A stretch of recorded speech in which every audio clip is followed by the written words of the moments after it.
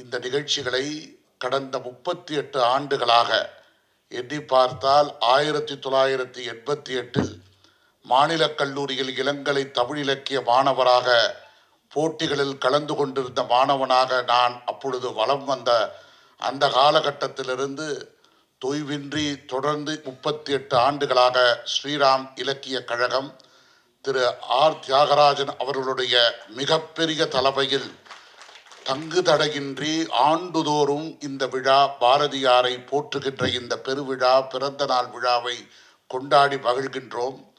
நான் கூட பலமுறை திரு சுந்தரேசன் அவர்களை கேட்டேன், நாம் ஏன் வேறு ஒரு அரங்கத்தில் நடத்தலாமா என்று கேட்ட பொழுது, எப்படி பாரதிக்கு கண்ணனைத்தானே அருள் பிடிக்கும், கிருஷ்ணகானா சபாதான் அருள் இதற்கு தக்கது என்று அடிக்கடி என்னிடம் வலியுறுத்துவார்.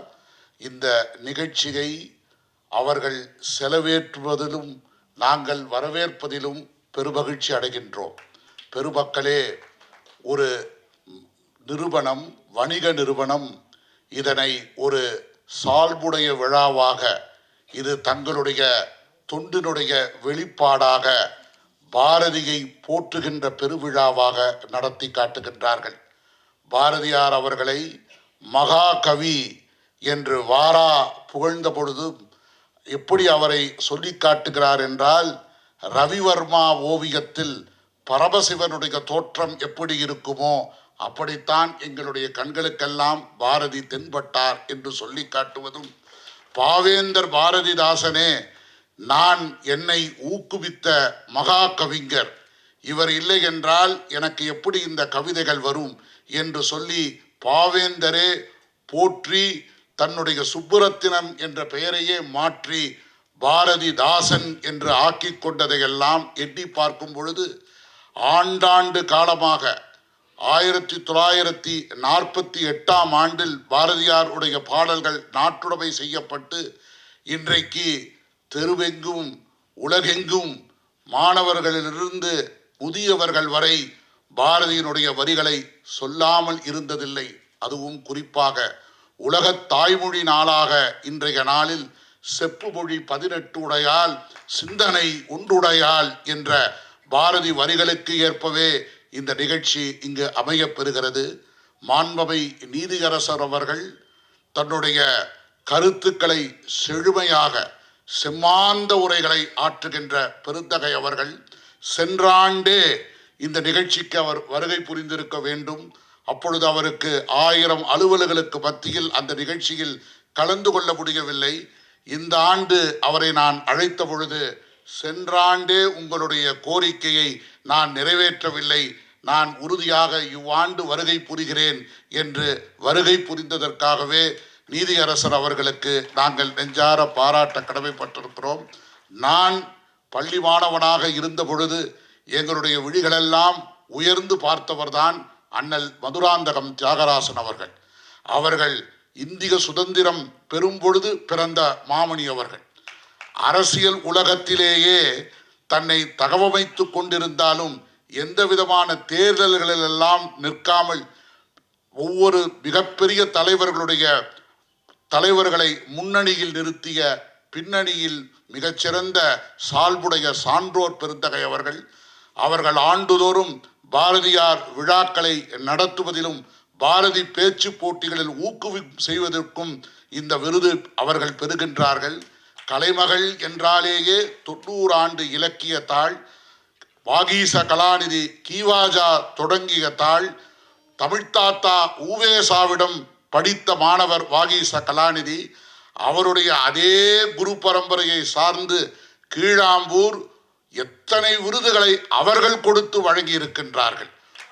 கொடுத்து வழங்கிய அந்த கரத்திற்கு இன்றைக்கு பாரதி மணி என்ற விருதினை ஸ்ரீராம் நிறுவனம் வழங்குவது என்பது ஒரு பெருமிதமான விழா. பாரதியார் பாடல்களை தெவிட்டாத ஆங்கிலத்தில் தன்னுடைய தேர்வான ஆங்கில புலமையினால் திருமதி பூமா அவர்கள் அவருடைய கவிதைகளை மணிமணியாக மொழிபெயர்த்த அந்த திறத்திற்காக இன்றைக்கு அவர்கள் விருது பெறுகின்றார்கள். இத்தனை தகுதிகளை எல்லாம் அறிந்துதான் ஸ்ரீராம் நிறுவனம் இதை தங்கு தடையின்றி சொல்லுகின்ற ஏற்ப பாரதிக்கு என்று புகழ் சொன்னாலேயே பெருமிதம் செய்கின்ற ஸ்ரீராம் நிறுவனம் அவர்களுக்கும் மீண்டும் நன்றி தெரிவித்து, இங்கு வருகை புரிந்திருக்கின்ற பெரும் பேராசிரியர்கள், அறிஞர்கள், மேனாள் நீதியரசர்கள், மாணவ செல்வங்கள், கல்லூரி பேராசிரியர்கள், அறிஞர்கள், சான்றோர்கள், பெருமக்கள் அனைவரையும் வருக வருக என வரவேற்று அமைகிறேன். நன்றி, வணக்கம்.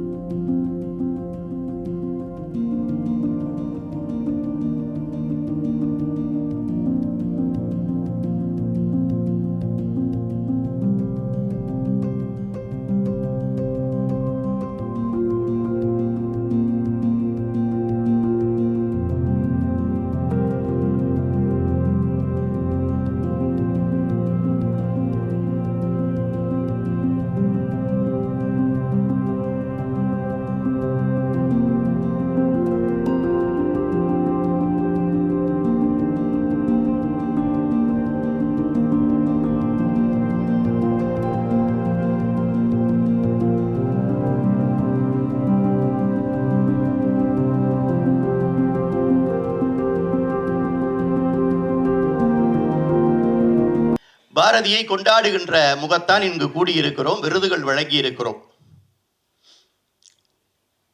நிறைய கவிஞர்களை பற்றி, நிறைய படைப்பாளிகளை பற்றி, இலக்கியவாதிகளை பற்றி அவ்வப்பொழுது பேசுகிறோம், எழுதுகிறோம், கொண்டாடுகிறோம், விழா எடுக்கிறோம். கம்பனுக்கெல்லாம் விழா எடுப்பது என்பது, கம்பனுக்காக கழகங்கள் தமிழ்நாடு முழுவதும் இருக்கின்றன, உலகம் முழுவதும் இருக்கிறது. திருவள்ளுவருக்கு கழகங்கள், பேரவைகள் தமிழ்நாடு முழுவதும் இருக்கிறது, உலகம் முழுவதும் இருக்கிறது. பாரதிதாசனுக்கு மன்றங்கள் இருக்கின்றன, இளங்கோவடிகளுக்கு மன்றங்கள் இருக்கின்றன. இறை இலக்கியத்தை படைத்தவர்களுக்கு அவர்களுக்கென்று தனியான அமைப்புகள் இருக்கின்றன. ஆலயங்கள் தோறும் அவைகள் எல்லாம் தினந்தோறும் அந்த விழாக்கள் எல்லாம் நடைபெற்று கொண்டிருக்கின்றன. ஆனால் இந்த எல்லாவற்றிற்கும் பொதுவான ஒரு மனிதனாக, ஒரு இலக்கியவாதியாக, ஒரு கவிஞனாக சென்ற ஆண்டிலே உதித்தவன் ஒருவன் இருக்கிறார் என்று சொன்னால் அது மகாகவி பாரதி மாத்திரம்தான். நீங்கள் அவனை இறையுணர்வு உள்ள கவிஞர் என்று எடுத்தால் அவனை இறையுணர்வு உள்ள கவிஞனாக கூட கொள்ளலாம். இல்லை அவன் பொதுவான கவிஞன், அறம்பாடிய கவிஞன் என்று இணைத்துக் கொண்டிருந்தால் அப்படியும் அவனை எடுத்துக் கொள்ளலாம். சிலர் வரைந்த ஓவியத்தை எந்த கோணத்தில் இருந்து பார்த்தாலும் அந்த கண்கள் உங்களை பார்ப்பது போல் இருக்கும். அதை போல பாரதியை நீங்கள் எந்த தளத்திலிருந்து நோக்கினாலும் அந்த தளத்தை பாரதி நோக்குவதை போல் நீங்கள் உணர்வீர்கள். அப்படிப்பட்ட ஒரு படைப்பாளி தான் பாரதி. உங்களது ஜாதி ஒழிந்து போச்சா, உங்களுடைய மதம் ஒழிந்து போச்சா என்றெல்லாம் அவன் பாடியவன் தான். அதே நேரத்திலே பராசக்தியை இழுத்து பாடியவன் தான். தெய்வத்தை வணங்கு என்று பாப்பாவிற்கு சொல்லிக் கொடுத்தவன் தான். வள்ளுவனை உலகிற்கு தந்து வான்புகள் கொண்ட தமிழ்நாடு என்று உலகப் பொறுமதையை படைத்து காட்டிய வள்ளுவனை தூக்கி நிறுத்தியவன் தான். சிலப்பதிகாரம் என்கின்ற ஒரு மணியாரத்தை படைத்த இளங்கோவடியை யாமறிந்த புலவரிலே சிறந்த புலவர் என்று சுட்டி காட்டியவன் தான். ராமனை விஷ்ணுவனுடைய, மகாவிஷ்ணுடைய அவதாரமாக காண்பித்த கம்பனை கம்பன் பிறந்த தமிழ்நாடு என்று தமிழ்நாட்டினுடைய சிறப்பை கம்பனோடு ஒப்பிட்டு காட்டியவன் தான். இப்படி எந்த திசையில் இருந்து பார்த்தாலும், எந்த நோக்கிலிருந்து பார்த்தாலும், எந்த தளத்திலிருந்து பார்த்தாலும், எந்த கொள்கையை தாங்கியவர்கள் பார்த்தாலும் எல்லோருக்கும் ஏற்புடையவனாக ஒரு கவிஞன் சென்ற நூற்றாண்டிலே வாழ்ந்திருக்கிறான் என்று சொன்னால் அது மகாகவி பாரதியை தவிர வேறு யாரும் இருக்க முடியாது. இதை யாரும் மறுக்க முடியாது. சிலருக்கு பாரதியை பிடிக்கலாம், சிலருக்கு பிடிக்காமல் இருக்கலாம். சிலர் பாரதியை உச்சி முகந்து கொண்டாடலாம், சிலர் இருக்கிறார் பாரதி என்று ஓரமாக வைத்துவிட்டு பார்த்துவிட்டு போகலாம்.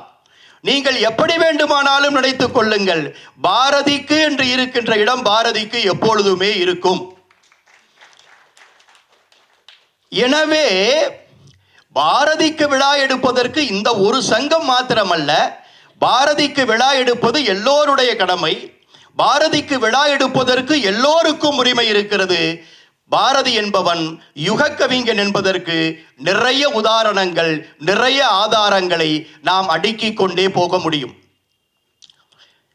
நான் ஒரு நீண்ட உரையை நிகழ்த்திவிட்டு போய்விட முடியும் இந்த இடத்திலே, அதற்கு கால அவகாசம் இல்லை.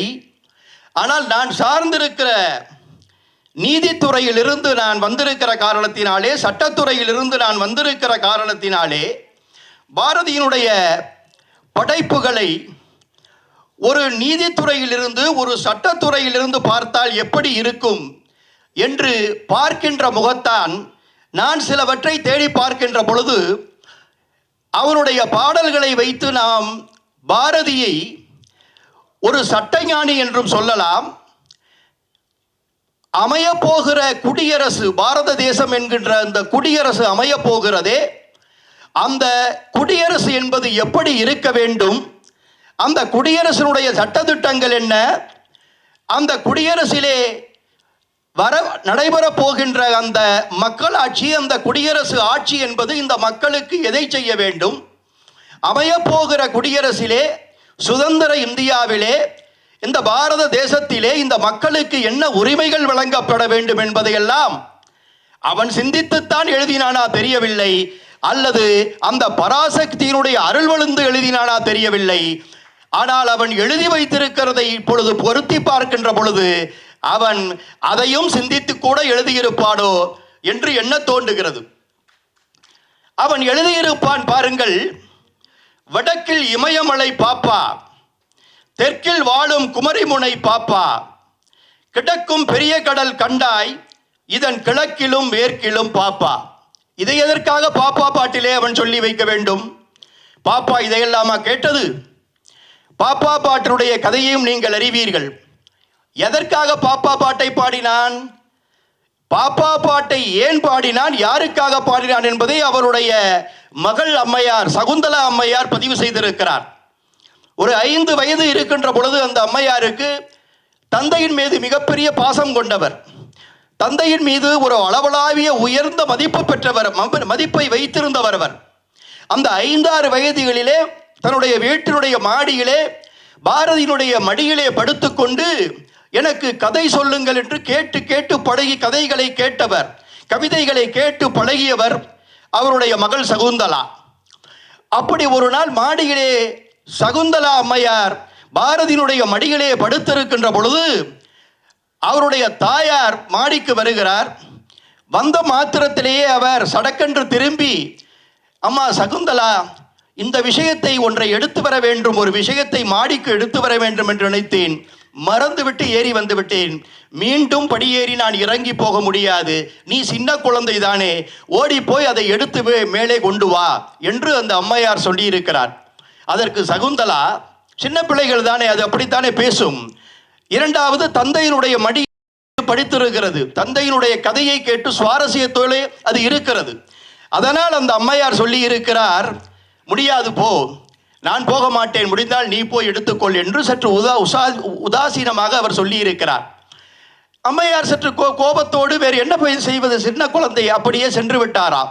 பாரதிக்கு மிகுந்த வேதனை, என்ன இப்படி குழந்தை வளருகிறதே, தந்தையையும் தாயையும் ஒன்றாக பாவிக்க வேண்டுமே, தாய் சொல்லை தட்டக்கூடாதல்லவா, தாய் சொல்லை தட்டக்கூடாது என்று நாம் சொல்லி கொண்டிருக்கிறோமே, நமக்கு முன்னோல் வாழ்ந்த முன்னோர்கள் சொல்லி இருக்கிறார்களே, அப்படி இருக்கின்ற பொழுது நம் குழந்தை இப்படி இருக்கக்கூடாது என்று சொல்லி அவர் அறிவுரைகள் சொல்ல ஆரம்பித்திருக்கிறார். அம்மா, இப்படியெல்லாம் நீ இருக்கக்கூடாது, தாயையும் மதிக்க வேண்டும், தந்தையையும் மதிக்க வேண்டும், தாய் சொல்லையும் கேட்க வேண்டும், தந்தை சொல்லையும் கேட்க வேண்டும் என்று பல கதைகளை சொல்லி அந்த குழந்தையை அறிவுறுத்தி இருக்கிறார்.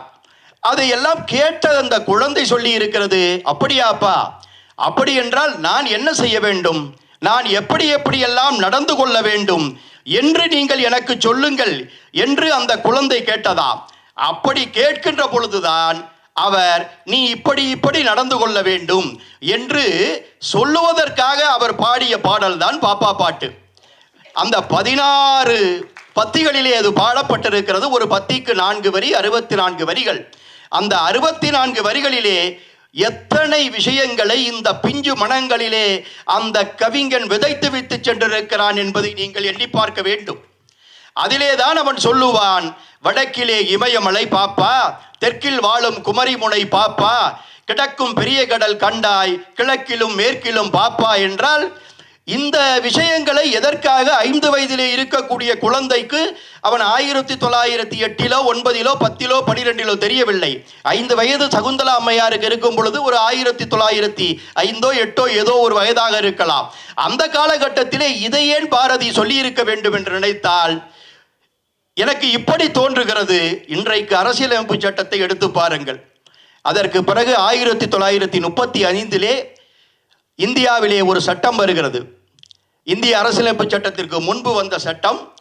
அந்த சட்டத்தினுடைய அடிப்படையிலே தான் இந்திய அரசியலமைப்பு சட்டத்தை 1947 நம்முடைய அந்த கான்ஸ்டிடியூவன்ட் அசம்பிளி என்று சொல்லக்கூடிய அரசியல் நிர்ணய சபையிலே இருக்கக்கூடிய அந்த சட்டத்தை வடிவமைத்து கொடுப்பதற்காக அமைக்கப்பட்ட குழு, அம்பேத்கர் தலைமையிலே அமைக்கப்பட்ட அந்த குழுவிலே அந்த பொறுப்பு ஒப்படைக்கப்பட்டது.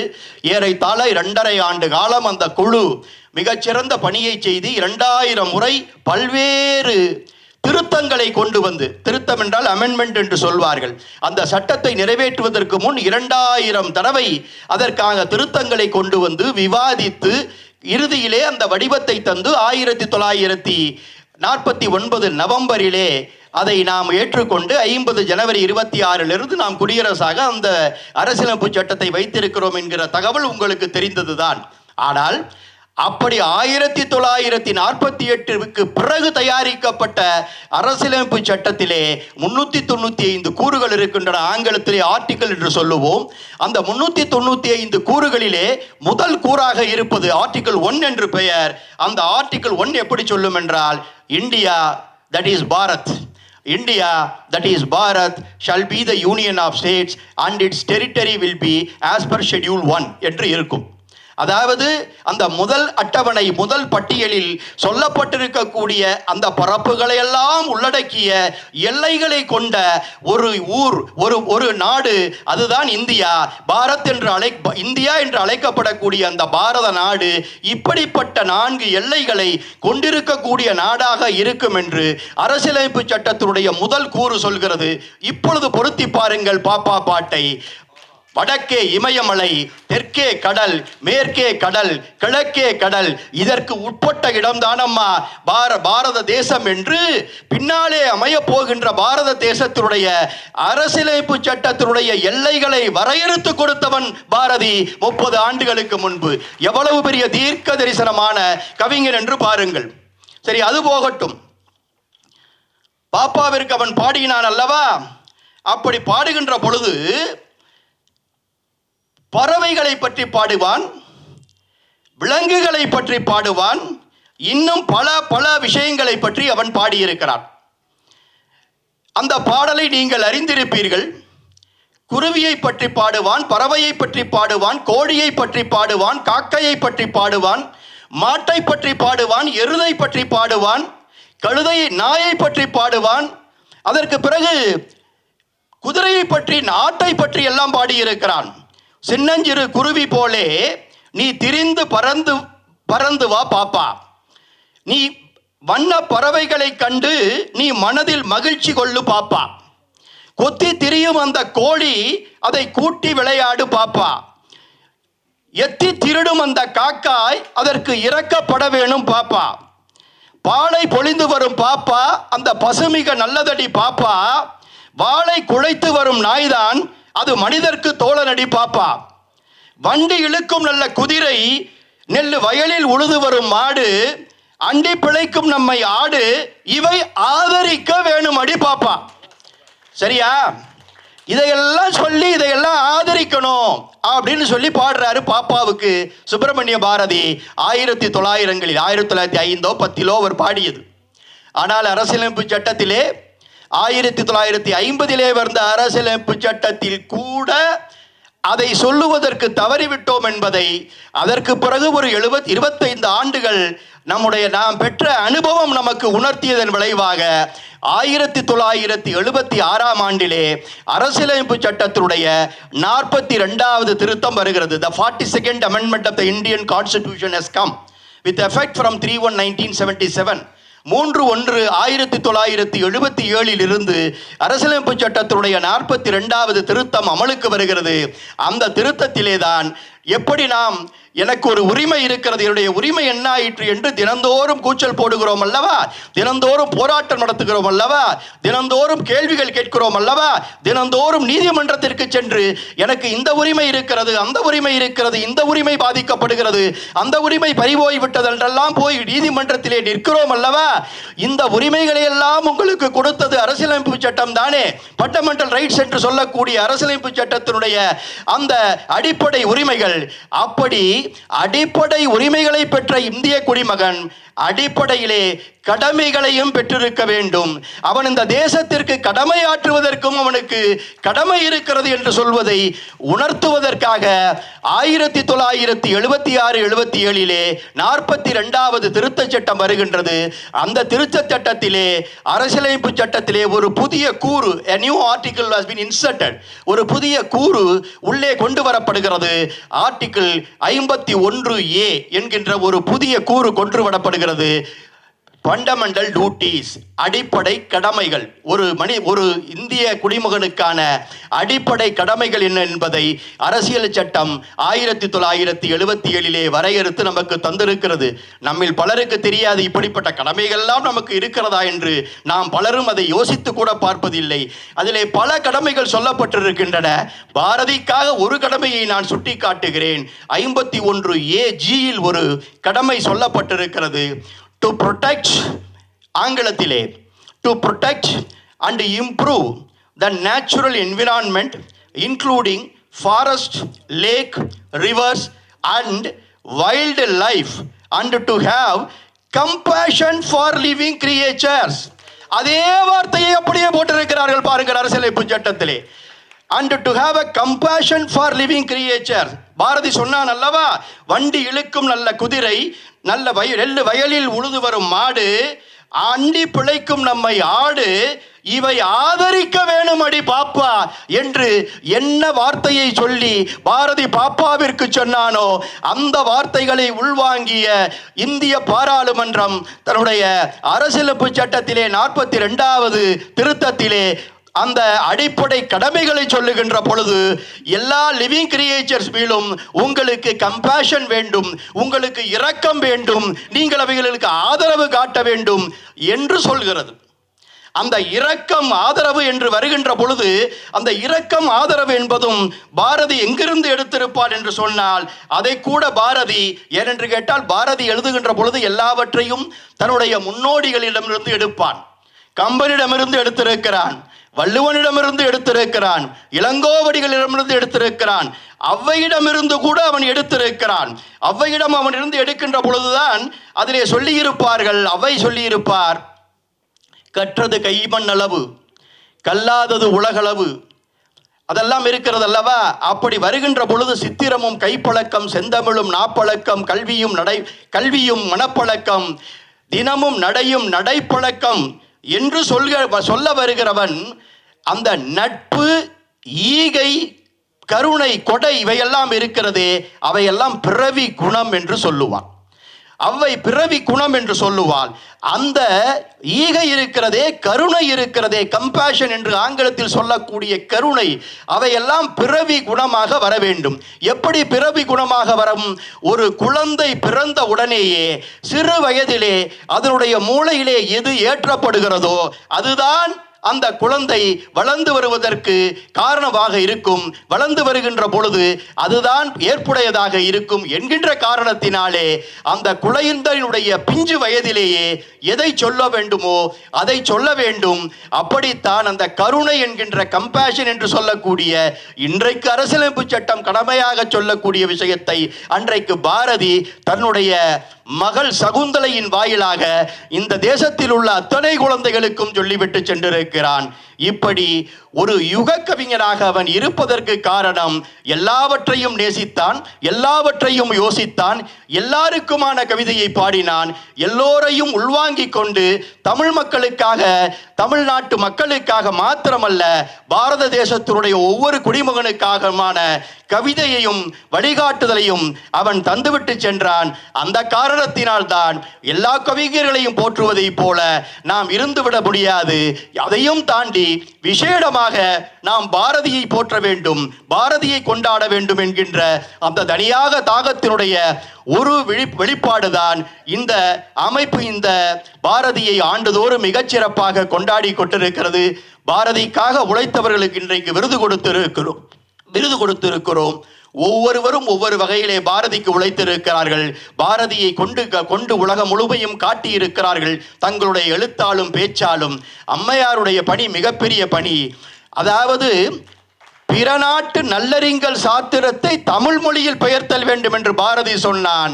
அதை அப்படியே சொல்லி செய்தால் மாத்திரம் போதாது, நம் நாட்டு நல்லறிஞர் சாத்திரங்கள் பிறர் மொழியும் பெயர்த்தல் வேண்டும் என்கின்ற அடிப்படையிலே நம் நாட்டிலே இருந்த நல்லறிஞராக இருந்த பாரதியினுடைய கவிதைகளை, பாரதியினுடைய படைப்புகளை ஆங்கில மொழி பெயர்த்ததன் மூலம் உலகளாவிய அளவிலே அதை எடுத்து சென்றிருக்கக்கூடிய அம்மையாரை பாராட்டுகிறேன், வாழ்த்துகிறேன். அதேபோல் விருதுகள் பெற்ற திரு தியாகராஜன் அவர்களையும் திரு சங்கர சுப்பிரமணியம் அவர்களையும் நான் மிகுந்த வாழ்த்துக்களையும் தெரிவித்துக் கொள்கிறேன். அவர்களுக்கு விருது வழங்குவதற்கு வாய்ப்பளித்ததற்காக இந்த அமைப்புக்கு என்னுடைய நன்றியையும் தெரிவித்துக் கொண்டு விடைபெற்றுக் கொள்கிறேன். நன்றி, வணக்கம். மகாகவி பாரதியாருடைய புகழ் பரப்பக்கூடிய 3 பெருமக்களுக்கு விருதுகளை வழங்கி சிறப்பித்தார். அதை தாண்டி ஔவையின் செந்தமிழ் புதையல் என்கிற நூலினை வெளியிட்டார். இப்பொழுது மிக அற்புதமான ஒரு தலைமுறையை ஆற்றி அமர்ந்திருக்கக்கூடிய ஐயா நீதியரசர் சுரேஷ்குமார் அவர்களுக்கு மீண்டும் ஒரு முறை பலத்த கரவொலியோடு நமது பாராட்டுக்களை தெரிவித்துக் கொள்வோம்.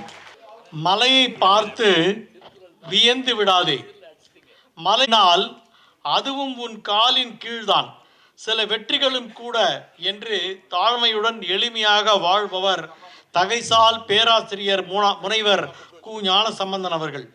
அடுக்குமொழி பேச்சாளர், மதுரை அழகியல் ததும்பும் மூச்சாளர், தம் இன்சுவை பேச்சால் உலகோரை ஈர்ப்பவர், தமிழ் இலக்கியத்தை சிரிப்போடு நம்முள் சேர்ப்பவர், பட்டி தொட்டியெல்லாம் பிரபலமானவர், சிறந்த பட்டிமன்ற பேச்சால் மனங்களை கவர்பவர், தமிழ் அறிஞர்களை பற்றி காணொலி மூலம் தமிழர்களுக்கு மனதார விரும்பி சேர்ப்பவர், வெள்ளித்திரையிலும் ஜொலிக்கும் நட்சத்திரமாய் இருப்பவர், வெற்றி 8 தீக்கும் மேட்ட கொட்டு முரசே.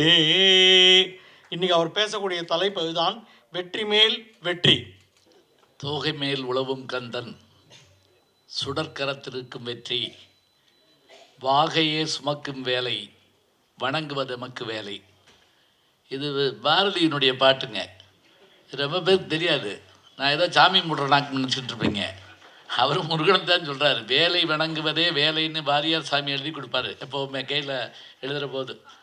அதுபோல் இந்த இடத்துல அந்த மயில் தொகையை பின்னணியாக கொண்டு எப்படி திருமுருகாற்றுப்படை சொல்லுவோம், உலகத்தினுடைய இருள் போகுமாறு கடல் மீது சூரியன் தோன்றுகிறான், அது புற இருளை போக்கும், அக இருளை போக்குவதற்காக முருகப்பெருமான் மயில் மீது தோன்றுகிறான். இதுதான் திருமுருகாற்றுப்படை. உலகம் உவப்ப வளநேர்பு திரு பலர்புகழ் ஞாயிறு கடற்கண்டாங்கு ஓவர் இமைக்கும் சேன்விளங்கு அவருளி உருணர் தாங்கிய மதனுடைய நோண்டால். ஒன்றும் பயப்படாதீங்க, இப்படி தான் பேசப்படுறார் போல் இருக்குன்னு நினைக்க வேண்டாம். இது 2000 வருஷத்துக்கு முதல்ல இருக்கக்கூடிய 10 பாட்டில் முதல் பாட்டாகிய திருமுருகாற்றுப்படையில் வரக்கூடிய செய்தி இது.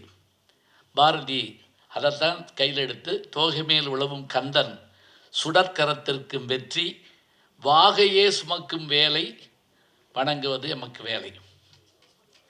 பேரன்பிற்கும் வணக்கத்திற்கும் மரியாதைக்கும் உரிய இந்த அற்புதமான நல்விழா, மகாகவி பாரதியினுடைய 144வது பிறந்தநாள் விழாவிலே ஸ்ரீராம் பாரதி கலை இலக்கிய கழகம் நடத்துகின்ற இந்த அற்புதமான நல்விழாவிற்கு தலைமையேற்று, குறுகிய நேரமாக இருந்தாலும் குறுகத்தரித்த குரல் என்பதைப் போல தனக்கு கொடுக்கப்பட்ட நேரத்துக்கு மிக அரிய செய்திகளை, நாங்கள் இலக்கியம் பேசிடலாம், மற்றவையெல்லாம் பேசிடலாம், சட்டத்துக்குள்ளே எங்களால் போகவே முடியாது.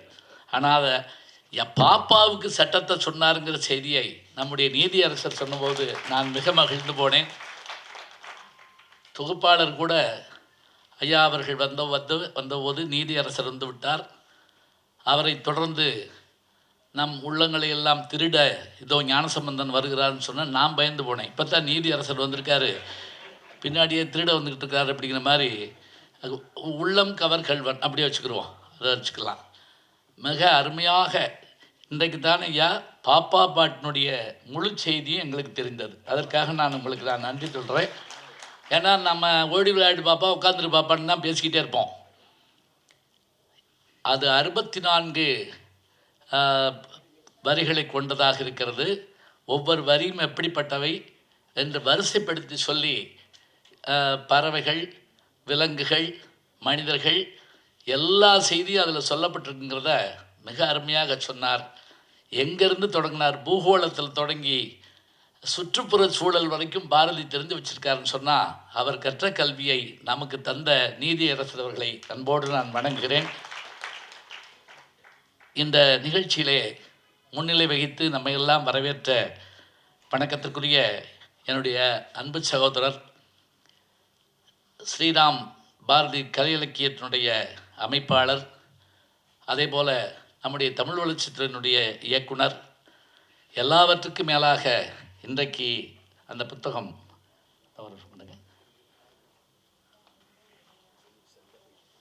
மறக்காமல் இந்த புத்தகத்தை நீங்கள் வாங்கிட்டு போங்க. அதாவது ஔவையின் செந்தமிழ் புதையல் என்று தன்னுடைய தந்தையாருடைய அத்தனை முன்னுரைகளையும் தொகுத்து 3 பகுதிகளாக தந்திருக்கிறார். உண்மையிலே எனக்கு தெரிந்த வகையில் மகன் தந்தை காற்றும் உதவி, இவன் தந்தை என்னோற்றான் கொல்லனும் சொல் என்ற பொருளுக்கேற்ப தந்தை மகற்காற்றும் நன்றி அவையத்து முந்தியிருப்ப செயல் நமக்கு தெரியும். அவரை முன்னாடி கொண்டு உட்கார வச்சுட்டார் அவங்க அப்பா. இவர் என்ன செஞ்சிருக்காருன்னா அப்பாவினுடைய பெருமையை சொல்வதற்காக இந்த அருமையான புத்தகத்தை தந்திருக்கிறார். 109 தலைப்புகளிலே இந்த கட்டுரைகள் தொகுக்கப்பட்டிருக்கின்றன.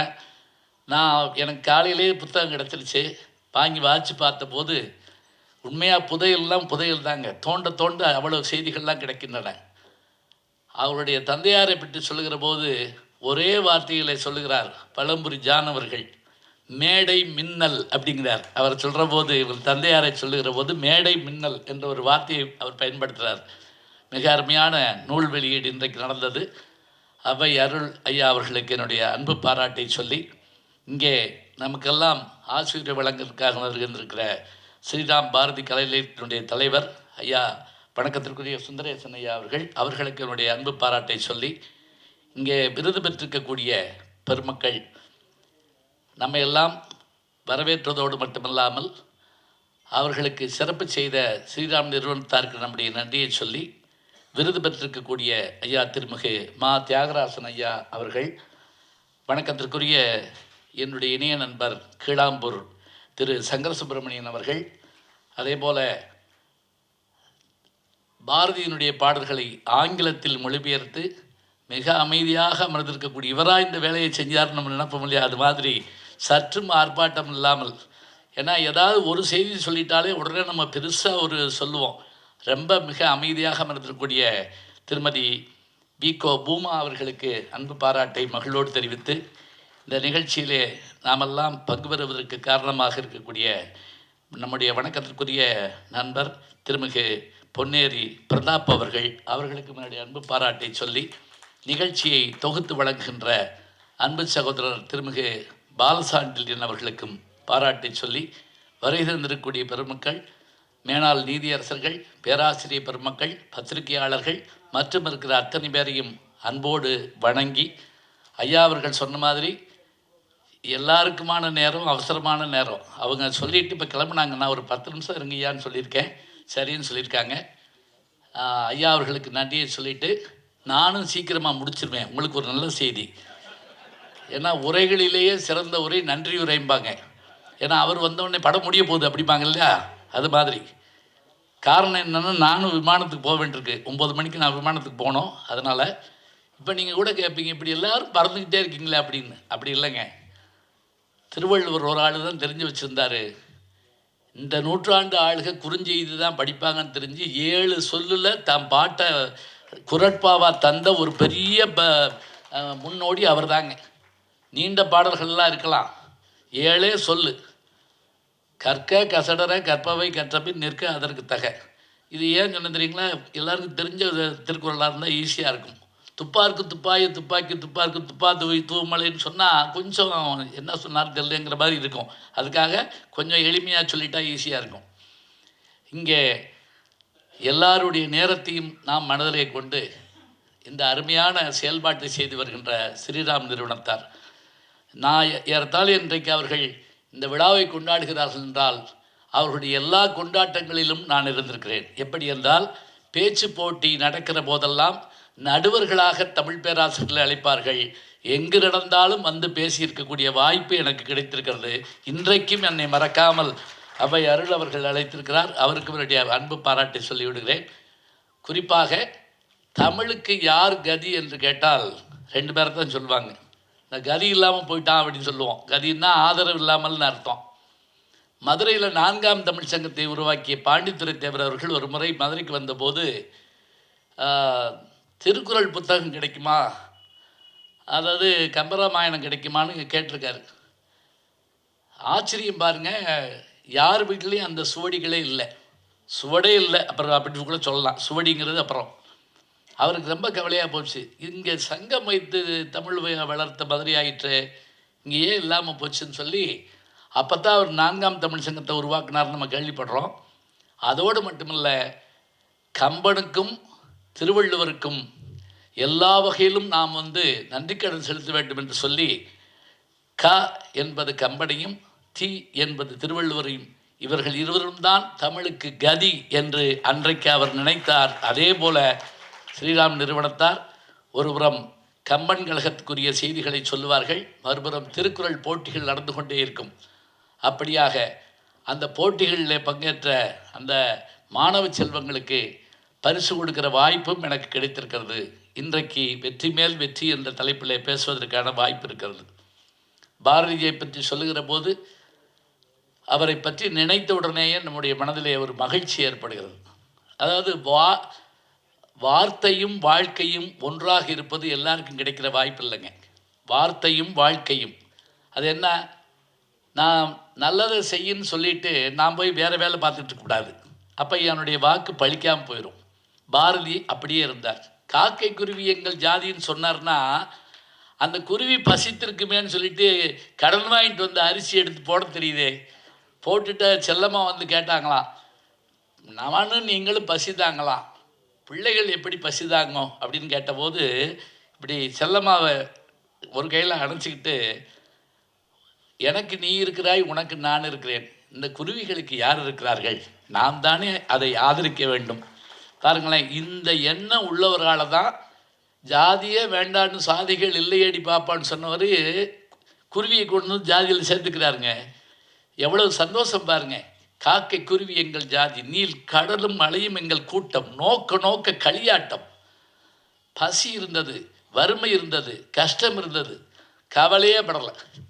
இந்த சொல்லுவோம்ல, ஆன்மா என்னமும் ஆகாதும்பாங்க பாருங்க, அது மாதிரி அவர் எதுவுமே தீண்டலைங்க. அதுதான் ஆச்சரியம். காரணம் என்ன தெரியுங்களா? தனக்கான உலகத்தை படைத்து கொண்ட மனிதன் இந்த தற்கால கவலைகளுக்கு அவன் கவலையே படமாட்டான். உண்மையிலும் உண்மை. அதனால தான் சொல்வார் ஈனக்கவலைகள் அப்படிம்பார். கவலையிலே எதுன்னா ஈனக்கவலை. கரண்ட்டு போச்சுன்னா கவலை வந்துடும். அதில் பக்கத்து வீட்டில் லைட் எரிஞ்சால் இன்னும் கவலை வந்துடும். ஓடி போய் பார்த்துட்டா அங்கே கரண்ட், அங்கேயும் போயிடுச்சு, பரவாயில்ல, ஓரளவுக்கு பரவாயில்ல. இன்னொருத்த தெருவே போச்சு, அப்படி போட்டு பிரமாதம், நல்ல வேலை. எல்லோரும் ஒன்றா உட்காந்து வெளியே உட்காந்து பாவம். சின்ன சின்ன கவலைகளில் நம்ம வாழ்கிறோம். இந்த கவலைகளை தாண்டி வாழணுங்கிறது தான் பாரதியினுடைய எண்ணம். அதனால தான் அவர் எப்படி இருந்தாருங்கிறத அவருடைய கடைசி காலம் வரைக்கும் நீங்கள் பார்க்கலாம். ஆரம்ப காலத்திலேருந்து நாமக்கல் கவிஞர் ராமலிங்கம் பிள்ளை அவர்கள் பாரதியை சந்தித்த நினைவு ஒன்று எழுதியிருப்பார். நீங்கள் எப்போவாவது நேரம் கிடச்சா படிங்க, நேரத்தை ஏற்படுத்திக்கிட்டு படிங்க, சரிங்களா? சும்படியில் வேண்டுகோளெலாம் வைக்க முடியாது. இனிமேல் நேரத்தை ஏற்படுத்திக்கிட்டு படிங்க. என்ன சொல்கிறார் தெரியுங்களா? அவர் பாரதி காரைக்குடிக்கு வந்திருக்கிறார் அப்படின்னு தெரிஞ்சுக்கிட்டு அவரை சந்திக்கிறதுக்கு ஒரு நண்பரை கூட்டிகிட்டு போகிறார். பாரதிக்கு அறிமுகம் இல்லை, நாமக்கல் கவிஞர். போன உடனே மாலை நேரம், ஒரு கண்மாய்க்கரை, ஏரின்னு வச்சுக்கோங்க, நம்ம ஊர் பக்கம் சொல்கிறாருல பொன்னேரி மாதிரி கண்மாய்க்கரை. சூரியன் மறைகிற நேரம் ஒரு கல் திட்டை, ஒரு மரத்துக்கு அடியிலே சூரியனை பார்த்து நீரை பார்த்தபடி பாரதி அமர்ந்திருக்கிறார். இதை ஏன் இவ்வளவு விரிவாக சொல்கிறேன்னா, இதை நாமக்கல் கவிஞர் இந்த மாதிரி எழுதுகிறார். 2 பேரும் போகிறாங்க, அவர் அப்படியே அமைதியாக பார்த்துக்கிட்டே இருக்கார். இவங்க போன உடனே இவங்களை திரும்பி பார்த்து அப்படியே எந்திரிக்கிறார். கூட வந்தவர் இவர் ஒரு நல்ல கவிஞர். சொன்ன உடனே அவர் காலத்தொட்டு வணங்க போகிறாரு. எப்படி வாரா அவர்கள் வணங்க வந்தபோது துள்ளி பாய்ந்து தூக்கி நிறுத்தினாரோ, ஒருவர் காலை மற்றவர் தொடக்கூடாது என்று சொன்ன அதே பாரதி இந்த இடத்திலும் சொல்கிறார், அப்படியே இருங்கள், வணங்க வேண்டாம் சொல்லிவிட்டு, யார் என்று கேட்டவுடன் இவர் ஒரு கவிஞர், ஓவியமும் தீட்டுவார். நல்லா நினைவு வச்சுங்க. 5ஆம் ஜார்ஜ் மன்னர் முடிசூடி கொண்ட போது ஓவியம் தீட்டி அதை பிற்காலத்தில் உலகுக்கு தந்தவர்களில் ஒருவர் நம்முடைய நாமக்கல் கவிஞர் அவர்கள். மாணிக்க நாயக்கர் என்கின்ற அந்த பொறியாளரோடு சேர்ந்து டெல்லிக்கே போயிட்டு வந்திருக்கார் அவர். இப்போ இந்த ஒரு செய்தியை பாருங்கள். இவர் ஓவியம் தீட்டுவார் சொல்லி உடனே பாரதி, பலே, நீர் என்னை ஓவியத்தில் தீட்டும், நான் உம்மை காவியத்தில் பாடுகிறேன் அப்படின்னாராம். பாருங்க, யாருக்கு இந்த வாய்ப்பு கிடைக்கும்? உடனே அவர் என்ன பண்ணாரா, ஒரு பாட்டு அப்படின்னு கேட்டிருக்காரு நாமக்கல் கவிஞர். கூப்பிட்ட போது வராது. பாருங்களேன், ஆசுகவி, மதுரகவி, சித்திரகவி, வித்தாரகவி, 4 கவியை சொல்லுவோம். ஆசு, மதுரம், சித்திரம், வித்தாரம், 4 வகையான கவிதை. பா இல்லை, பா வேற. ஆசிரியப்பா, வெண்பா, வஞ்சிப்பா, களிப்பா, அது வேற. ஒரு பையன் பாட்டு எழுதி வாத்தியார்ட்ட காமிச்சான். அவர் ஆர்வத்தோடு கேட்டார், இது ஆசிரியப்பாவா, வெண்பாவா, வஞ்சிப்பாவா, களிப்பாவா, விருத்தப்பாவா, இது வருத்தப்பாயா அப்படின்னு சொன்னான். நான் ஏதோ எழுதியிருக்கேன் சார், பேசாமல் பார்த்துட்டு கொடுங்க, இதுக்கு மேலே என்னை போட்டு படுத்தப்படாது. ஏன்னா அவனுக்கு அது என்னன்னு தெரியாமல் எழுதியிருக்கான். இதில் ஆசு கவினா ஸ்பான்டேனியஸ் ஓவர்ஃப்ளோ, பாடணுன்னே பாடணும், அது ஆசு கவி. மதுரகவி, இனிமையாக பாடுதல். சித்திரகவி, சித்திரகவி தாங்க ஆச்சரியம். ரதபந்தம், அதே போல் கோமுத்திரி பந்தம்னு சொல்லுவாங்க. மாடு அப்படி போகிற போது அது கோமியத்தை அப்படி பெய்துக்கிட்டே போகிறப்ப இப்படி சிக்ஸாக்காக இருக்குமா, அது மாதிரி பாட்டு எழுதணுமா. பாட்டு எழுதி அதை முன்னும் பின்னுமாக கொண்டு வந்து சேர்க்கணுமா. சக்கரத்தில் பாட்டை நடத்தணுமா. இதெல்லாம் செஞ்சுருக்காங்க அந்த காலத்தில். அதை பாரதி ஒரு இடத்துல கேலியும் பண்ணுறாரு. கோமுத்திரி பந்தம், ரதபந்தம், தீப்பந்தம் போன்ற அர்த்தமற்ற பந்தங்களை கத்திக்கொண்டு இவர்கள் வாழ்கிறார்கள் அப்படின்னு திட்டமும் செஞ்சுருக்காரு. இப்போ பாருங்கள், கூப்பிட்ட போது பாட்டு வராது அப்படின்னு சொல்லிட்டு அன்றைக்கு இரவு பாரதியார் தங்கியிருந்த வீட்டில் இவரும் போய் படுத்திருக்காரு. பாரதி அங்கே படுத்திருக்காரு. திடீர்னு ஒரு 3 மணிக்கு இவர் முதுகில் ஒரு அடி விழுந்துச்சான் நாமக்கல் கவிஞருக்கு. பாட்டு கேட்டாயே எப்படி பாருங்கள், நைட்டு 3 மணிக்கு, நைட்டு கூட சொல்கிறேன், விடிய காலம் 3 மணிக்கு. உடனே நான் அவசரமாக எழுந்து உட்கார்ந்தேன். பாரதி பாட ஆரம்பித்தார். நல்லா கவனிச்சுங்க, அவர் கவிஞர் தானே உங்களுக்கு தெரியும். அவருடைய குரல் எப்படிப்பட்டது என்றால் அமானுஷ்யம் அப்படிம்பாங்க. அந்த மனித சஞ்சாரத்திலேயே இப்படி ஒரு குரலை நான் கேட்டதில்லை. பாலியா சொல்வார் இல்லையா, திருவிளையாடல் படத்தில் வரும் இல்லையா, பாட்டும் நானே பாவம் நானேங்கிற பாட்டில் கேட்பாங்களே, நான் பாடினால் மனிதர்கள் தான் தலையசைப்பார்கள், ஆனால் உன் பாட்டுக்கு இயற்கை தலையசைக்கிறது அப்படின்னு சொல்வார் இல்லையா.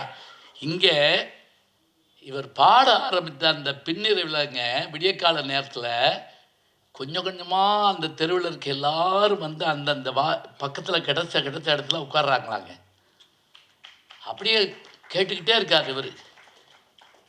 சற்று நேரத்தில் பாட்டு முடிந்தது. சரி, புறப்படலாம் என்றார். வேகமாக சென்று வில்வண்டியில் ஏறினார். விரைந்து சென்றார். சில நாட்களில் அவர் மறைந்து விட்டார் என்ற செய்தி என் மனதை உலுக்கியது. இப்படி தாங்க அந்த கட்டுரை முடியுது.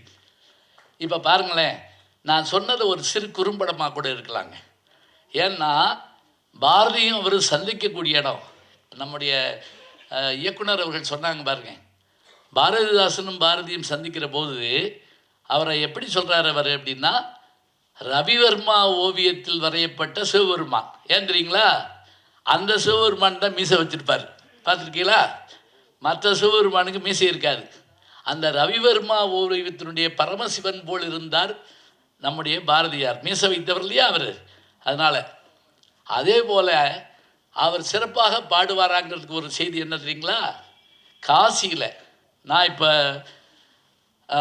போன ஆண்டுக்கு முதல் ஆண்டு போயிருந்தேன். காசிக்கு போயிருந்த போது பாரதியினுடைய வீட்டுக்கே போயிருந்தேங்க. பாரதியினுடைய அத்தை வீடு அங்கே இருந்தது. முதல்ல எங்கே போனேன்னா குமரகுருபரர் மடத்துக்கு போயிருந்தேன். அவர் தான் தமிழர்கள் வந்தால் தங்கிறதுக்காக, எப்படி பிர்லா மந்திர் டாட்டா இதெல்லாம் வச்சுருக்காங்களோ அது மாதிரி தமிழர்கள் வந்தால் தங்கிறதுக்காக ஒரு இதை இது பண்ணார். அந்த மன்னருக்கு ஏற்ற மொழியில் இந்துஸ்தானியில் இது பண்ணி சிங்கத்து மேலே வந்தார்னா சொல்லுவாங்க. தமிழ்நாட்டிலிருந்து கங்கையை தாண்டி சென்ற புலவர்கள் 2 பேருங்க. ஒருவர் குமரகுருபரர், அடுத்தவர் பாரதியார். 2 பேருக்குமே அருகருகே அங்கே மடமும் வீடும் இருக்குது. இப்போ குமரகுருபரர் வணங்கிட்டு நீதிநீதி விளக்கம் தந்தவர். ஞாபகம் வச்சுக்கோங்க, செல்வம் என்பது சிந்தையின் நிறைவு. ஒரே வார்த்தை. செல்வம்னா என்ன? பேங்க் அக்கௌண்ட் கிடையாது, போதும்னு சொல்கிறோம்ல, அதுதான் சிந்தையின் நிறைவு. அவர் தான் நம்முடைய குமரகுருபரர். அவர் தான் நீதிநீதி விளக்கம் மட்டுமில்லை, மீனாட்சி அம்மை பிள்ளை தமிழ். இவர் பாடின பாட்டில் மீனாட்சி அம்மாவை எந்திரிச்சு நாயக்கர் மடியில் உட்கார்ந்து அவர் கழுத்தில் இருந்த பொன்சங்கிலி எடுத்து அவருக்கு போட்டுச்சுன்னு சொல்லி ஒரு செய்தியை சொல்கிறாங்கன்னா அந்த புலவன் தான் குமரகுருபரன். இப்போ பாரதிக்கு வாங்க. பாரதியினுடைய அத்தை வீட்டில் போய் அவர் தங்குறார். அவங்க மாமாவுக்கு இவரை பிடிக்காதான். ஏன் தெரியுமா? இவர் அந்த நம்முடைய வழக்கத்திற்கு ஏற்பவர் இல்லாமல் மீசை வைத்து கொண்டு இப்படி திரிகிறாரே என்று கோபத்தில் இவர்கிட்ட அதிகம் பேச மாட்டேறான். ஒரு முறை எட்டயபுரம் ஜமீன்தார் வர்றார், மன்னர் வர்றார், எங்கே காசிக்கு வர்றார். மார்கழி மாதம். அவங்க மாமா தான் கோயிலில் அந்த அர்ச்சகராக இருந்து அர்ச்சனை பண்ணுறவர்.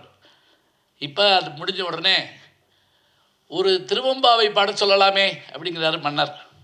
திருவம்பாவை பாட சொல்லலாமே. எப்போவுமே தெரிஞ்சுக்கங்க, அந்த அடுக்கு தீபம் காட்டுற போது 4 வேதங்களை சொல்லி முடித்த உடனே திராவிட வேத பிரியா அப்படின்பாங்க. சொன்ன உடனே பஞ்சபுராணம் பாடப்படும். தேவாரம், திருவாசகம், பல்லாண்டு, பெரிய புராணம் இதெல்லாம் பாடப்படும். இப்போ அன்னைக்கு பார்த்து சோதனையாக அந்த ஓதுவார காணோம். இது என் வாழ்க்கையில் நடந்தது.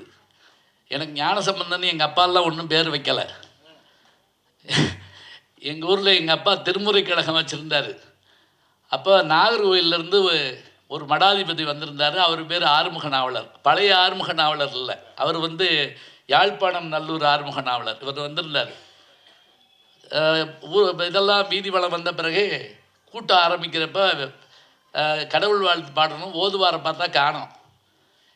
அப்போ எனக்கு ஒரு 3-4 வயசு இருக்கும். பள்ளிக்கூடம் போகல. அப்போ எல்லாம் 4 வயசில் சேர்க்க மாட்டாங்க. இந்த கையை கொண்டு இந்த காதை தொட்டால் தான் சேர்ப்பாங்க.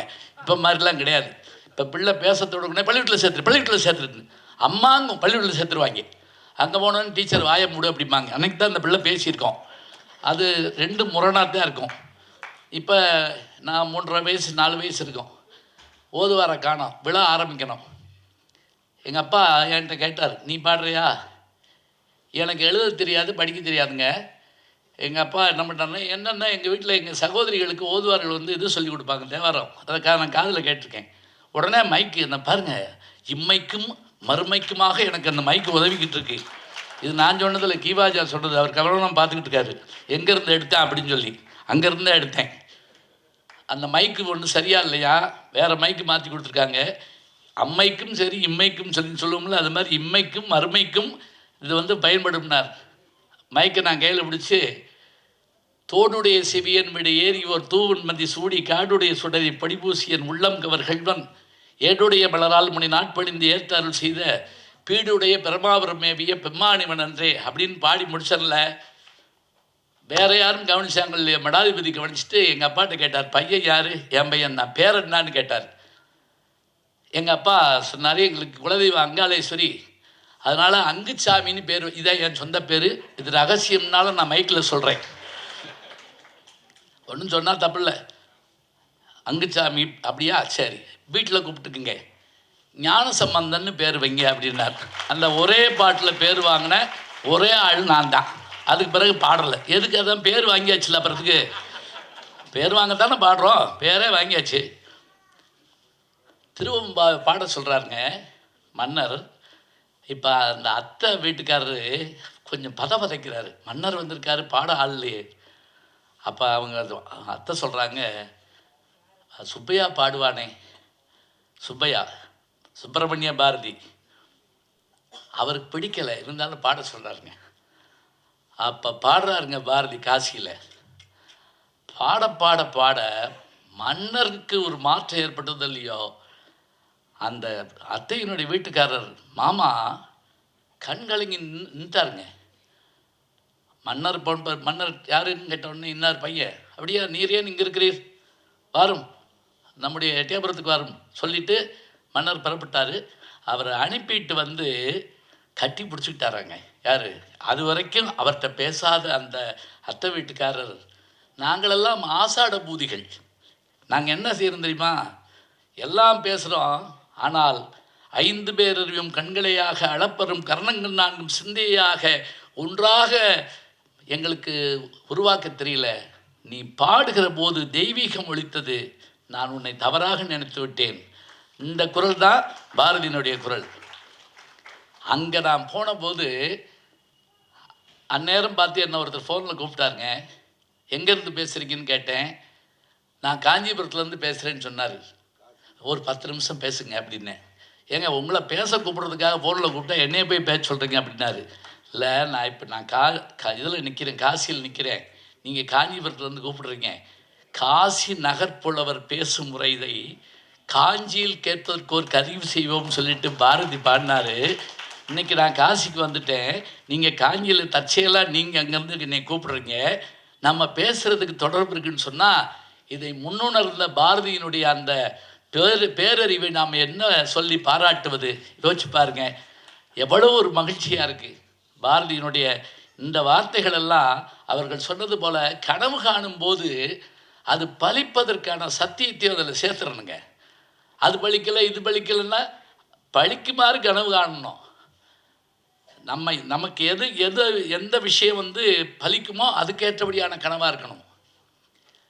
அந்த கனவுகளை எல்லாம் அவருக்காக காணலைங்க.